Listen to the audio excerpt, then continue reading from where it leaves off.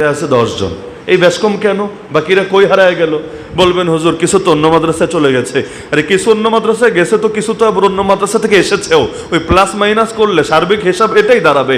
মুকুল ধরেছে যেই পরিমাণ, ওই পরিমাণ আম পাকতে পারে নাই, বরঞ্চ অনেক মাঝেই হারিয়ে গেছে।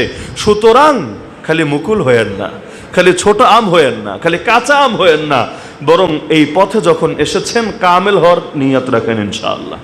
আমাকে চূড়ান্ত হতে হবে। আমাদের উস্তাদরা বলতেন যেই লাইনে যাবা ওই লাইনে কামেল হবা, কারণ চোরও যদি কামেল চোর না হয় রাস্তাঘাটে মাইর খাওয়া লাগে।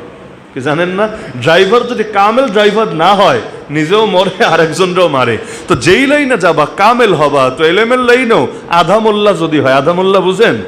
ওই একটা কথাই আছে যে আধা ডাক্তার হলো জান নেয় আর আধা মোল্লা হলো ইমান নেয়। এই জন্য আধা মোল্লা হওয়াটা বড় খতরনাক। তা আল্লাহ যেহেতু আমাদেরকে এনেছেন, আমরা ঝরে পড়া মুকুল হব নাকি আমরা পাকা আম হব?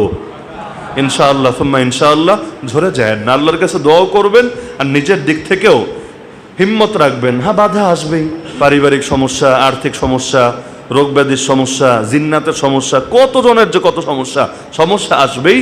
কিন্তু বীর সে না যে সমস্যার কাছে হেরে যায়, বীর সে যে সমস্যাকে হারিয়ে দেয় এবং নিজেকে চূড়ান্ত গন্তব্যে পৌঁছানোর জন্য সর্বাত্মক মেহনত চালিয়ে যায়। আমরা আপনাদের থেকে এই আশাটা রাখি।